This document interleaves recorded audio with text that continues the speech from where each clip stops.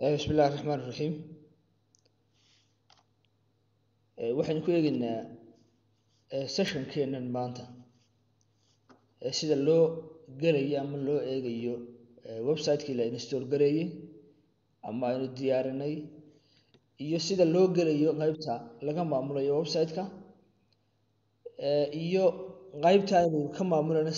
website-ka macluumaad yar ku saabsan. waxaan kala eegi doonaa sida website-kii marna looga dhigayo offline ee dadka looga xirayo marna had iyo jeer looga dhigayo markaa mid live marka si aan intan u sameeyno waxaan u baahanahay inuu web server-keenu hubino in uu run yahay iyo in kale sidoo kale waxaan isticmaalnaa markaa browser-keeni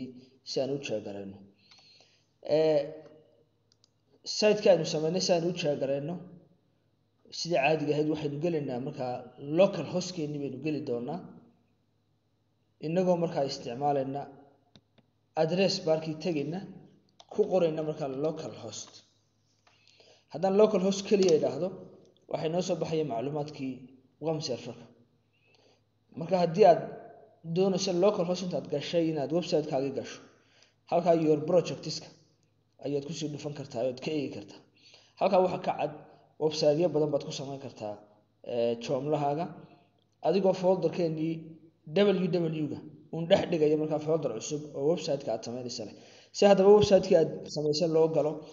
halkaa local host-ka waxaad raacinaysaa / folder-kii ku jiray website-kaaga dabeed waxaad oranaysaa markaa inta sida muuqato waxay noo soo baxay markaa website-keenii oo nooca inoo shaqeynaya ee quruxda badan kananu haddii aan la design gareyn doonaa. marka aad doonayso haddaba admin side-kii in la galo waxaad samayn kartaa kana lagu sii daba qaban karaa administrator haddii kale had iyo jeer laba tab baa la furaay halkaa ku dhufo tab yaro kala furo waxaan gelayaa markaa meeshii aan ka maamulay website-kayga waxaan leeyahay local host / folder-ka magaciisii oo ka ahaa / baan raacinayaa waxaan raacinayaa markaa imika administrator. nacam waxaan doonayaa website-ka magacaa iskale inaan maamulo waxaan oranayaa markaa enter. halkaas markaa waxay noo soo baxaya meeshii laga maamulayay website-keena ay noo soo baxaysa sida muuqata imika tab-kan waxa igu jira meeshii laga maamulayay kana waxa igu jira website-kii live-ka ahaa marka admin-ka haddaba marka aan joogo waxaan gashanayaa halkaa markaa user-kii iyo password-kii aan samaystay. user-kii aynu samaysanay Soomaali buu ahaa iyo password-kii aynu ku xidhanay. waxa dabeed aynu oranaynaa markaa log in waxay noo soo baxaya markaa qaybtii laga maamulayay website-keena oo halkana administration-kani wuxuu leeyahay waxyaabo fara badan buu leeyahay. haddaynu qaybta content-ka ku horeyno control panel-keena kaas waxa weeye marka article cusub meesha lagu daray ayaa la isticmaalaa war cusub baan gelinayaa macluumaad cusub baan gelinayaa kaasaan isticmaalaya. article manager-ku waa article hore meesha ugu jira marka doonayso qaar in la masaxo ama la soo geliyo ayaa la isticmaalaa. category manager-ku article-ladu waa qoraallo haddii sharaxan u soo qaadano si aan u kala fahanno article manager iyo category manager. haddii aad faylasha markaad samaynayso folder samaysato folder-ka aad samaysatay tusaale ahaan oo kale kan oo kale waa folder-kaasi wuxuu inoo hayaa macluumaadkii faraha badnaa ee training-keena ba halkaa inoogu jira. marka waxaan ku dhex jira folder-ka waxaan u soo qaadanaa article magacan uu leeyahay folder-keenana ee article-lada inoo hayaana waa category. waxaan uga jeedaa markaa article-lada aad soo gelinaysaa way kala duwanaanayaan qaar baa ku saabsan sports-ka qaar baa warar ayaa news ah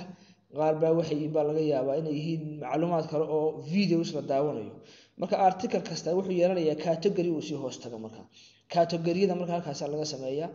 media manager-ku waa meesha laga soo geliyo sawirrada pdf-yada waxa la wixii aad u baahantahay la xiriirina media images-ka waxa laga soo gelinayaa media manager-ka. kan markaa waa content-kii waa sawirradii faylashii macluumaadkii qoraalladii fiidiyoyadii halkaa laga maamulay. structure-kana waxa weeyaan waa site-kaaga website-kaaga qaabkiisa marka menus-ka uu yeelanayo menu-yada menuga ciyaaraha halkii wararka halkii laga soo gelayay contact us-kii kuwaas la oranaya waa structure-kii ayuu kaasi yeelan doonaa. module manager-ku waxa weeye marka menus-ku waxa weeye waa kuwa aynu arkayno moduuladan aad meesha nagu qoranayno yaalaana waa waxyaabaha midigtan iyo had iyo jeer bidixda taga ayaa loo yaqaanaa module manager halkana waxa laga maamulaya marka structure-ka sare kani waa user-radii intaas oo user baa laga dhex sameyn karaa joomlahaaga oo waayo dad fara badan baa update garan kara marka meesha laga sameynaya waa ka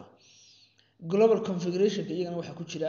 waxyaabaha global-ka ah ee website-kaagu marka uu live-ka yahay saameynta ku yeelanaya waxa kamid ah global configuration-ka time zone-ka waxa kamid ah website-ku inuu offline noqdo oo uu xiran yahay iyo inaanu xidhnayn waxa kamid ah template manager-ka nooca template-ka la isticmaalayo waa noocee template-ka diyaarsan waa noocee la isticmaalaya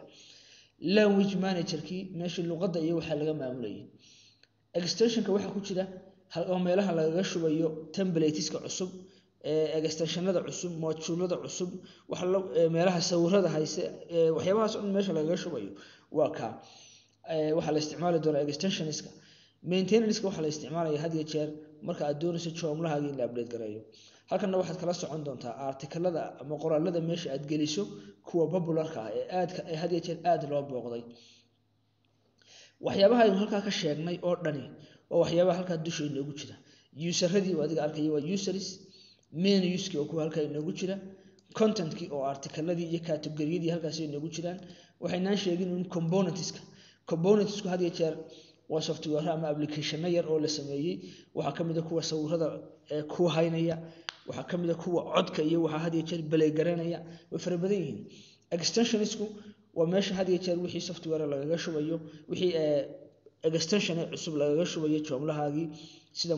module manager-kuna waxa had iyo jeer noqonaya structure-ka bidixda iyo midigta iyo meelaha waxa galaya meesha laga controlayo iyo template-kii waa intaanu halka ku soo aragnay ayuunba halka ay noo taala alright halkaas waxa ka soo baxay user-ka had iyo jeer lagu jiro halkaana waxa ku jira settings-kiyo waa hadaa doonayso in laga baxo ama aad doonayso in account-kaaga aad edit gareyso ayaa la isticmaalaya intaas waxa weeye waa macluumaadka guud ee uu yeelanayo administration-ka meesha laga maamulayo joomlaheenu waxa daba aan u baahanahay website-kaygan imika live-ka ah ee hadii la soo galo online-ka ah inaan dadka ka xidhaan doonaya si aad offline uga dhigto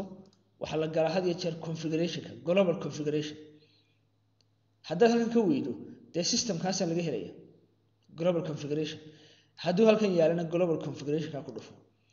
waxaan doonayaa website-kayga inuu noqdo offline dadka inaan ka xidhaan doonaya si dadka aan ugu xidho halka waxa ku qoran site offline no baa dooran waxaan leeyahay yes ka dhig offline waxaan leeyahay save and close wax alla wixii aad bedesho uu ku sheegay in la save gareeyay haddaba si aad u hubiso inuu site-kii offline noqday oo uu xiran yahay dee tab-kii kale ee website-ka live-ka ah baan ku dhufanayaa dabadeed refresh baan odhanaya waxay noo soo baxay website-kii uu xiran yahay muxuu soo qorayaa website-kani waa down waa la maintain garanaya qofkii markaa user iyo password la uba arkaya marka had iyo jeer marka design-ka labada la sameeyaa oo la xidhaa haddii aad doonayso in dib loo soo furo qaybtii laga maamulayo ku noqo global configuration kii tag adigoo halkan ka isticmaalaya system-ka global configuration halkii aad tiri site-ku waa offline ayuunba waxaad oranaysaa no ha ka dhigin offline dabadeed waxaad leedahay save and close haddii aad ku noqoto markaa website-keenii oo refresh idhaahdo waxa dhacaya site-keenii wuxuu noqonayaa markaa offline buu noqonaya session-keena dambe insha Allah waxaynu eegi doonaa haddii la yiraahdo sida loo soo gelinayo articles iyo macluumaad kale. Assalaamu calaykum waraxmatullaahi wabarakaatuh.